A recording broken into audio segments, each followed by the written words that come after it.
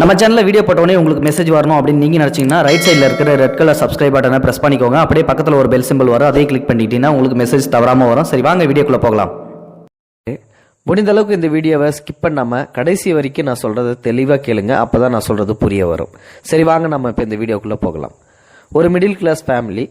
அவர் தன்னோட 3 பசங்களுக்கும் கல்யாணம் பண்ணி கொடுத்துட்றாரு. அவருக்கு ஒரே பொண்ணு, அந்த பொண்ணுக்கும் கல்யாணம் பண்ணி கொடுத்துட்றாங்க. ஆக 3 பையன் ஒரு பொண்ணு. இப்படி 3 பையனுக்கும் கல்யாணம் பண்ணி கொடுத்துட்டு பொண்ணுக்கும் கல்யாணம் பண்ணி கொடுத்துட்டேன்னு சந்தோஷமாக வாழ்க்கை நடத்திட்டு வந்துட்டு இருக்காங்க. திடீர்னு அவர் ஒரு நாள் இறந்து போயிடுறாரு. அவரோட மனைவி பயங்கரமாக கதறி கதறி அழுதுகிட்டு இருக்காங்க. இப்போ 3 பசங்களும் பார்த்தீங்கன்னா அப்பா முன்னாடி நின்று அழுதுகிட்டு இருக்காங்க. பொண்ணுக்கும் தகவல் சொல்லி அமுச்சு விட்டுறாங்க. பொண்ணும் வந்துடுது. மொத்த ஃபேமிலியுமே பணத்தை எடுக்கிறதுக்காக காத்துக்கிட்டு இருக்காங்க.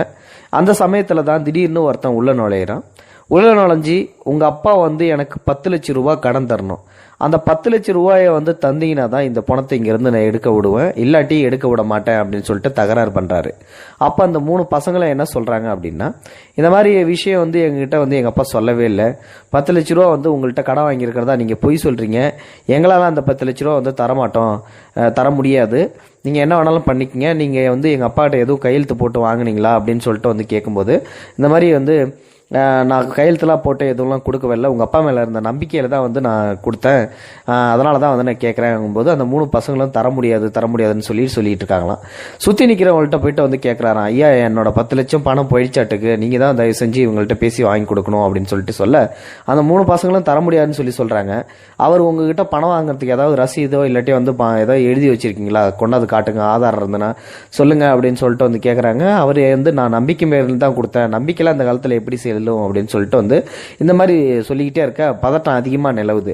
கடைசியாக ஒரே ஒரு வரியாக சொல்லிடுறாரு, இந்த இடத்த விட்டு நான் நவரணும்னா எனக்கு 10 லட்ச ரூபா கொடுத்தா மட்டும்தான் இந்த இடத்த விட்டு நவருவேன், இல்லாட்டி பணத்தை எடுக்க விட மாட்டேன் அப்படின்னு சொல்ல அந்த பசங்களும் அதே மாதிரி நீ என்ன வேணா பண்ணிக்க, நாங்கள் பணத்தை எடுக்கலனாலும் பரவாயில்ல, நாங்கள் 10 லட்ச ரூபா பணத்தெல்லாம் கொடுக்க முடியாது அப்படின்னு சொல்லிட்டு அப்படியே தயாராக பண்ணிட்டு இருக்காங்க.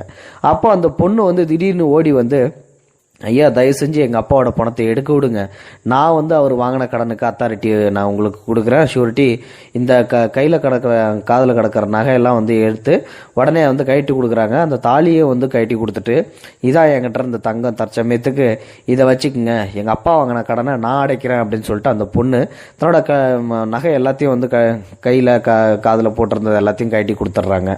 ஸோ அப்போ தான் பார்த்தீங்கன்னா அது அம்மா ஒரு நிமிஷம் நிறுத்துமா, உங்கள் அப்பா நான் என்கிட்ட 10 லட்ச ரூபா கடன் வாங்கலை, உங்கள் அப்பா கிட்ட தான் நான் வாங்கியிருந்தேன். அந்த 10 லட்ச ரூபாயை திருப்பி கொடுக்க வந்தப்போ நான் திடீர்னு ஒரு நாள் இறந்து போவேன், அப்போ என் மேலே யார் அதிகமாக பாசம் வச்சுருக்காங்களோ அவங்களுக்கு இந்த 10 லட்ச ரூபாய் கொடுத்துருன்னு உங்கள் அப்பா தான்ப்பா என்கிட்ட சொல்லி வச்சாரு, அதனால் தயவு செஞ்சு நீ இதாம்மா இந்த பணத்தை வாங்கிக்கணும்னு சொல்லிட்டு 10 லட்ச ரூபாயை அந்த பொண்ணுகிட்ட ஒப்படைக்கிறாங்களாம்.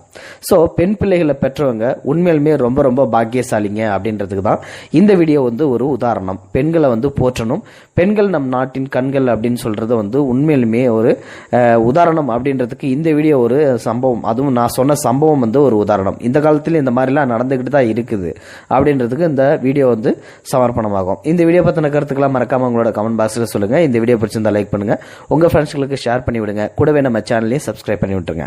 தேங்க்ஸ் ஃபார் வாட்சிங். இது போன்ற செய்திகளை உடனுக்குடன் நீங்கள் தெரிந்து கொள்ள மறக்காமல் எங்களுடைய சேனலை சப்ஸ்கிரைப் செய்யவும், கூடவே பக்கத்தில் வரும் பெல் ஐக்கானையும் கிளிக் செய்யவும்.